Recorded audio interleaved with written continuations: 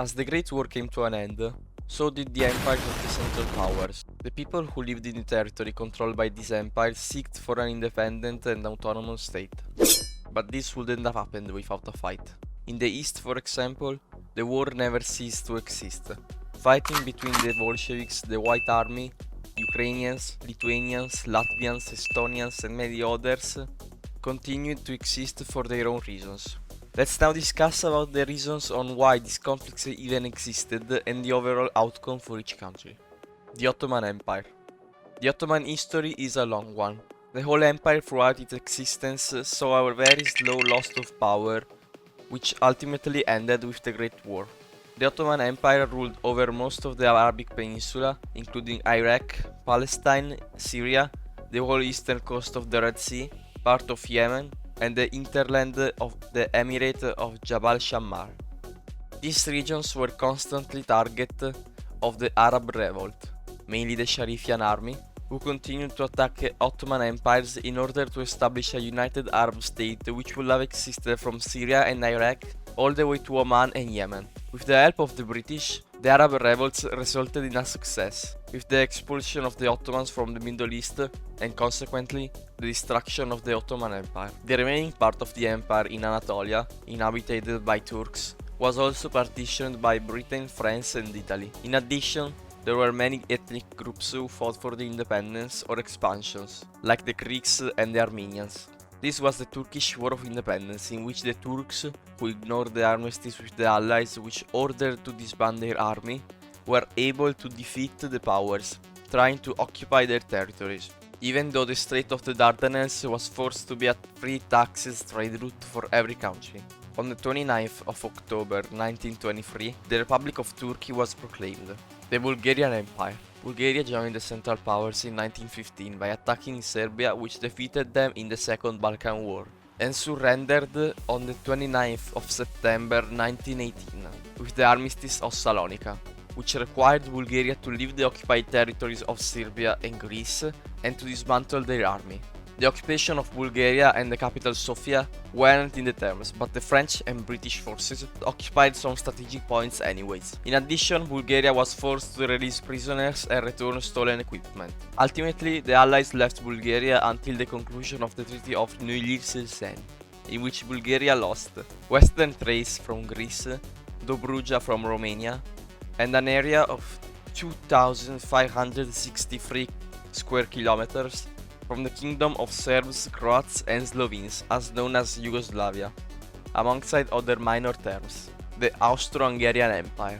Austria Hungary was a kingdom which included different populations and cultures that were ruled under the dual monarchy of Austria and Hungary, established in 1867.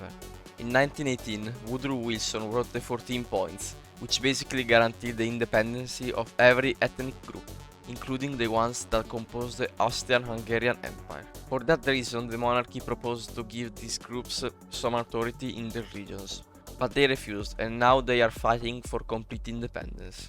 When it became apparent that the war was a lost cause, the Slavic groups fighting on the Italian front began to leave the trenches to come back on their native territory, leading to the Italian army pushing the Austrians back and reoccupying their previous territory and much more.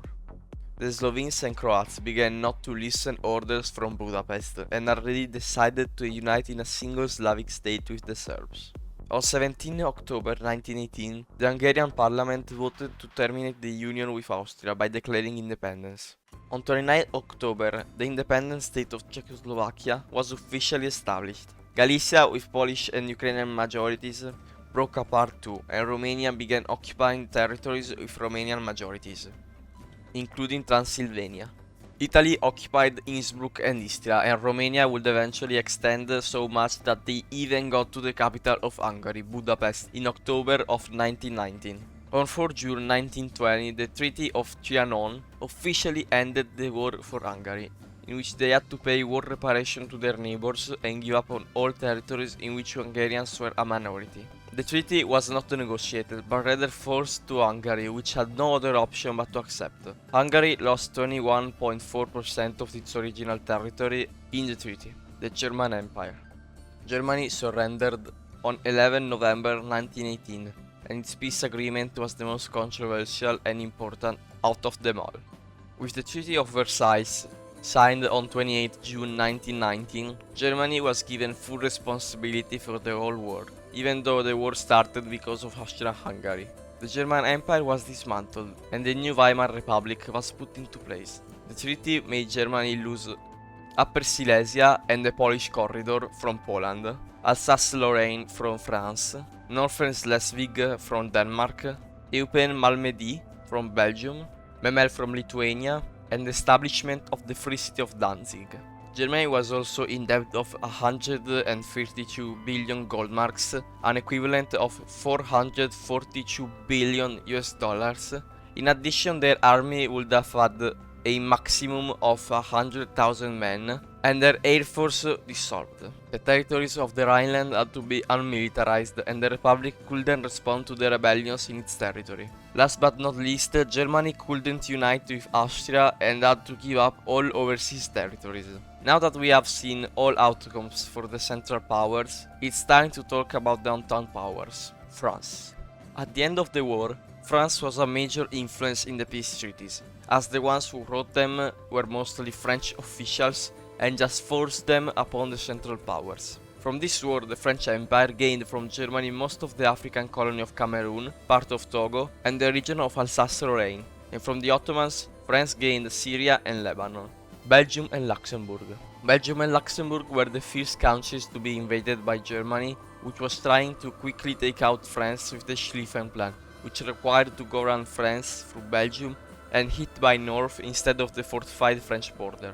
Belgium after the war gained the Belgian minority territory of Eupen-Malmedy, as well as occupying industrial key points of Germany later, while Luxembourg just regained independence. Italy. 1 year later from the start of the war, in 1915, Italy joined the Entente Powers after the Secret Treaty of London, which promised to give the territories of Trento, Istria and Dalmatia to Italy. After the war though, Italy wasn't allowed to get Dalmatia from Yugoslavia, because of the 14 points of Woodrow Wilson, which were against the secret treaty. This worsened the Italian public opinion on the Entente Powers, and would be the cause for Italian hatred against the French and the British later on. Britain. The British Empire during the war occupied part of German Togo and German Cameroon, as well as German New Guinea, German East Africa, and German Southwest Africa. Britain also gained full control over Oman, Iraq, Palestine, and Transjordan. As for the other Entente members, they also got some of the financial repayment from Germany. In 1919 began the Irish Independence War, which was enough to make Britain give up its control on most of Ireland by 1921, with the Anglo-Irish Treaty in which Ireland was to become a self-governing dominion of the British Empire like Australia or Canada. By the end of 1922, Ireland became officially a self-governing country, Serbia and Montenegro. After the war, Serbia and Montenegro united with the other Slavic groups of the Austro Hungarian Empire into the Kingdom of Slovenes, Croats and Serbs. Serbia was also the country which suffered the most in terms of the percentage of losses in the population, about 16.67%. Romania. On 27 August 1916, Romania joined the war on the Entente side to occupy the region of Transylvania and unite the Romanian people, but were instead crushed by the Bulgarian and Austro-Hungarian army. At the end of the war with the Treaty of Trianon, Romania successfully completed the objective of unifying all Romanian people by creating Greater Romania, while they gained Bessarabia during the war. Greece. Greece was a neutral nation which was partially occupied by Britain to help the Serbian army, which escaped Serbia and was fighting Bulgaria from the border of Albania and Greece. After the country united with the idea of the Prime Minister, Greece joined the Allies in July 1917 and helped in the war effort against Bulgaria and Austro-Hungary. After the war, Greece obtained Western Thrace and also made a series of campaigns against the Turks in Anatolia. Eventually, Greece lost all territories to the Turks and returned to its previous borders, including Western Thrace and the Aegean Islands. Portugal.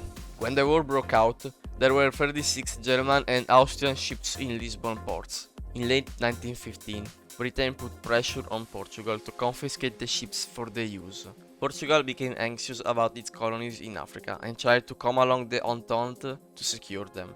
So in February 1916, The ships were taken in custody, and Germany, despite the promise to give the ships back after the war, declared war on Portugal in March. For helping in the war effort, the newly formed Portuguese Republic was allowed into the Treaty of Versailles, in which the Portuguese colonies in Africa were saved, and Portugal was allowed into the League of Nations. Russia.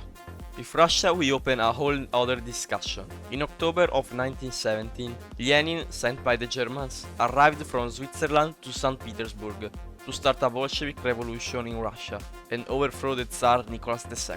The Bolshevik Red Army began the revolution against the White Army, which was loyal to the monarchy. The chairman of the Soviets was at the time Leon Trotsky, even though Lenin was doing a great part of the job and would become the chairman later on. When the Soviets were able to occupy the majority of European Russia, Germany made them sign a peace treaty in which they will give up on Ukraine, Belarus, Georgia, Armenia, Azerbaijan and the Baltic states. When the Central Powers surrendered, they left many regions fighting for their own, the most relevant being Poland, Finland, Ukraine, Lithuania, Latvia and Estonia. The Soviets then began reoccupying the western regions, but they encountered major resistance, notably from the Baltic states and Poland, which resisted the invasion. Estonia, after their campaign, signed an armistice with the Soviets in 1920. Poland continued the invasion, advancing so much that they reached Kiev. Unfortunately, their front line was too much, and the Soviets quickly regained territory, pushing the Polish army all the way to Warsaw. At this point,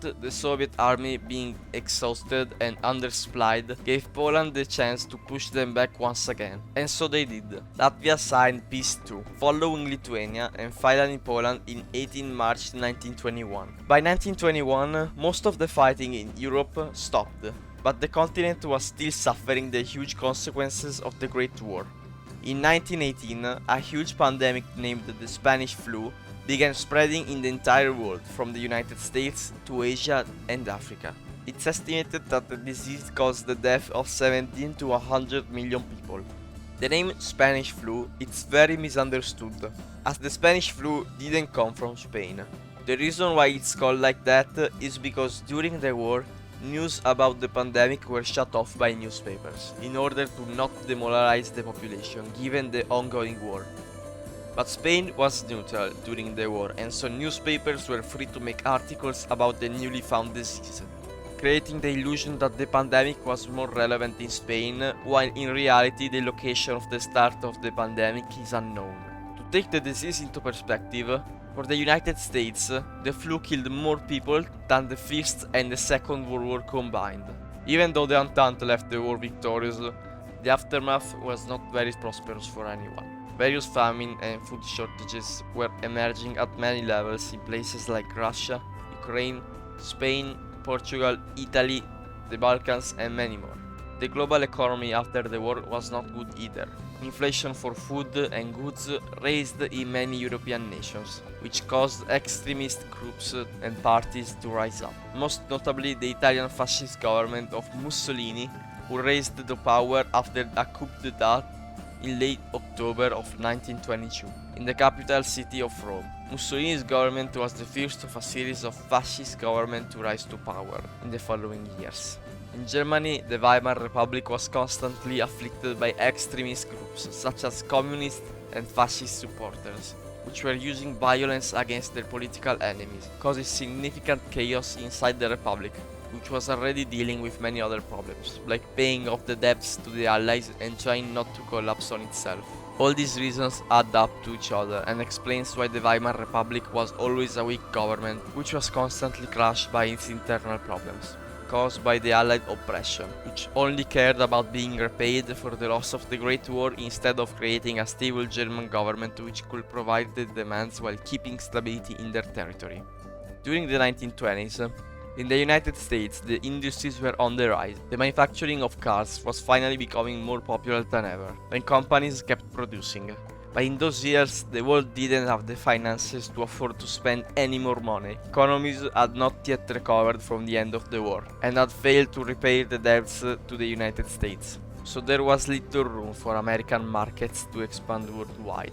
In September of 1929, the Wall Street stock market froze, and the United States economy fell apart, resulting in mass unemployment, inflation, and unworked fields to rise. It was the start of the Great Depression, which hit the global economy, but especially the United States. With all these problems, change was needed more than ever, and very quickly. That's when radical and extremist parties began to rise in nations afflicted by the inflation. In 1931, the Second Spanish Republic was proclaimed, a hope to the poorest which found themselves with nothing to eat or nowhere to live, while it was a threat to the nobility, which was exploiting their lowest class for their benefit. In 1932, Antonio de Oliveira Salazar triggered a coup against the Portuguese Republic, establishing a right-wing extremist dictatorship which would rule Portugal for almost 40 years. Meanwhile, in Germany, the National Socialist German Workers' Party, as known as Nazi Party, was becoming the largest political party in Germany, exponentially gaining support in parliaments. The Nazi Party is a right-wing extremist ideology, similar to the original fascism, but quite different. Like fascism, they use violence against their political enemies and think to be a superior race that is destined to rule the world. They both discriminate minorities such as Jews and black people. Nazism, however, has a much more violent and evil approach, unlike the fascists. In November 1923, Hitler tried to make a coup d'etat against the Bavarian government but failed and was sent to jail, where he wrote Mein Kampf, in which he explains his beliefs and ideology. In January 1933, the President Paul von Hindenburg officially elected Adolf Hitler as Chancellor of Germany, thinking that he could use him as a puppet. In August 1934, Hindenburg died and Hitler got full control over Germany, starting a full-on dictatorship of terror and violence, with episodes such as the Night of the Long Knives. Hitler thought that the officials of the Sturmabteilung, as known as stormtroops, were having too much power in the Nazi Party, and ordered them to be killed in late June 1934. Approximately 200 SA officers were killed and 1,000 people were arrested. Another episode was the Night of Broken Glass, or Kristallnacht, during the night of the 9th and 10th of November 1934, when the windows of stores and buildings owned by Jewish people were smashed and destroyed without mercy, while the police stayed to watch, without intervening. The pretext for these actions was the assassination of the Nazi diplomat Ernst von Raff, whom was killed in Paris by a Polish Jew, 17 years old. Back to the Great Depression. Eventually, in 1933, Franklin D. Roosevelt was elected president and he implemented a new program to resolve the depression, and so the New Deal was born. It was a series of financial reforms and regulations which aimed to help farmers, unemployed, the younger and the older generations. It also included the recovery of the economic bank and the reform of the financial system to prevent another depression. Meanwhile, in Italy, Benito Mussolini had a dream of returning to the power of the ancient Roman Empire, and for that he decides to occupy Ethiopia. On the 3rd of October 1935, 200,000 Italian soldiers attacked Ethiopia from Eritrea, under the command of Marshal Emilio de Bono. At the same time, another minor force attacked from Somalia. Sometime after, Mussolini, annoyed by the slowness of the attacks made by de Bono, replaced him with General Pietro Badoglio. At the time, Mussolini was also preventing the German Anschluss of Austria, as he feared that Hitler might have requested the territory of Brenner, which had an Austrian-speaking majority. But that led in a first moment to Hitler supplying the Ethiopian army with weapons and ammunition to distract Mussolini from engaging military actions against the annexation. And so in December 1935, the Ethiopians managed to make a small counterattack on the Italian army. But it didn't last long, as the Italians were so much more advanced than the Ethiopians. For example, the Italians had numerous radio stations to communicate, but the Abyssinians had to communicate by messengers, preventing the country from being as organized as the Italians. Another major point was the fact that the Italians had a set of artilleries and chemical weapons which they did use against the Abyssinians, while for the most part really outdated weaponry. So on March 1936, the fighting resumed. On the 2nd of May, the Emperor Haile Selassie of Ethiopia had to flee the country, and on May 5th, Badoglio's forces arrived in Addis Ababa. On May 7, Italy announced the annexation of Abyssinia into the province of Italian East Africa, even though the Italian army didn't even occupy the whole country yet. Guerrilla forces in Ethiopia almost never stopped attacking the Italian army.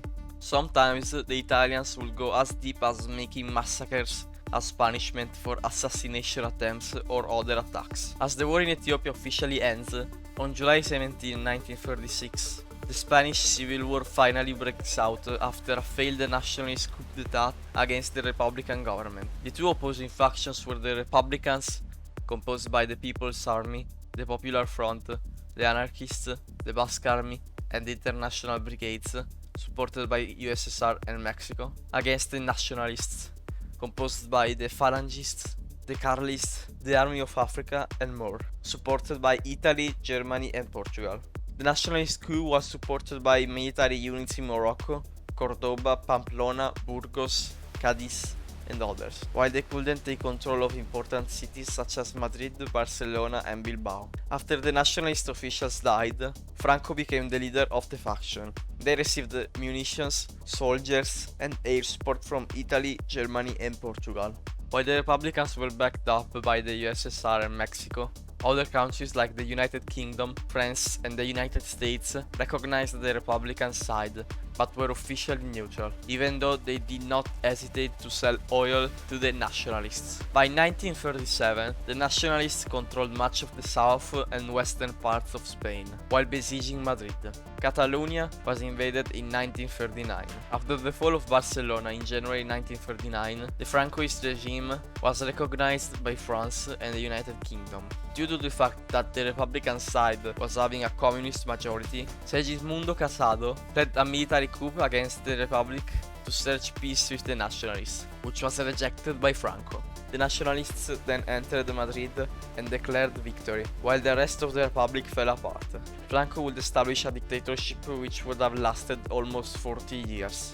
Meanwhile, Hitler was on his plans to break the Treaty of Versailles. When he was elected in 1933, he began re-establishing the German Air Force and Army, which by 1935 already had 1800 aircrafts. On March 7, 1936, Hitler ordered the militarization of the Rhineland, which was established as a demilitarized zone in the treaty. The UK and France didn't expect this military action and weren't prepared to act. In August, the Olympics were held in Berlin, and Hitler used the event to promote his ideologies and anti-Semitism. Jewish athletes from other countries weren't allowed to participate.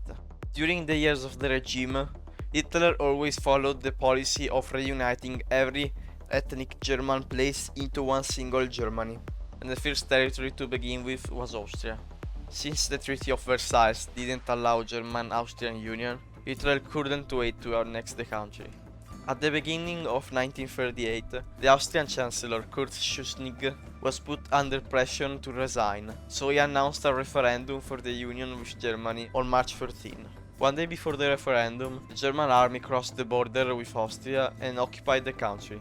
On April 10, a plebiscite was held in which voting wasn't anonymous, and the regime threatened whoever voted against the annexation. This led to the final results to be 99.7% in favor of the annexation. To avoid a military response against Germany, France and the UK used an appeasement policy, which allowed Germany to expand into German unchecked territories. Later that year, in September 1938, Hitler was aiming at annexing the Sudetenland, and so they agreed to hold a conference in Munich in which the leader of Britain, France, Italy and Germany would agree in September 30 to the German annexation of the Sudetenland, in exchange for Hitler to agree on maintaining peace. On March 14, 1939, Germany invaded the rest of Czechoslovakia and established the Protectorate of Slovakia, while Hungary annexed Carpathia and Ruthenia. On March 15, the Czechoslovak president was forced to give up its country's independence and the German Protectorate of Bohemia and Moravia was established. Just 5 days later, Germany sent an ultimatum to Lithuania to give up the region of Memel, which was given to Lithuania after World War I. The UK and France followed the appeasement policy, while Italy and Japan supported Germany. After the failure of its appeasement agreement, the Prime Minister of Britain, Neville Chamberlain, gave up on his appeasement policy, and began preparing for war. After Mussolini saw the success of the German dictator, decided to take action to compete with Germany. He wanted to take control of the Adriatic Sea and thus decided to invade the Albanian kingdom. The outcome was the establishment of the Italian Protectorate of Albania and the exile of King Zog in Greece. On the 23rd of August 1939, the German Minister of Foreign Affairs Ribbentrop signed a non-aggression pact with the Soviet Minister of Foreign Affairs Molotov, in which they promised to never attack each other for at least 5 years. Both parties also got the opportunity to expand in Eastern Europe and also enabled trades within the two countries. Now it was time for the real Nazi plans. For the war, Hitler wanted to exterminate, expel or enslave the Slavic ethnicities and all the other ethnic groups who were considered inferior and an obstacle to the Aryan race, and thus even the Molotov-Ribbentrop agreement was destined to be broken during the war. Germany requests Poland to give up the territories of the Polish corridor to the Reich, but because this was just an excuse to launch an invasion, they didn't wait the Polish embassy to deny the demands, and by bringing troops to the border, in the early morning of September 1st, 1939, Germany invaded Poland, which would lead to the declaration of war by France and Great Britain 2 days later. The Second World War has begun.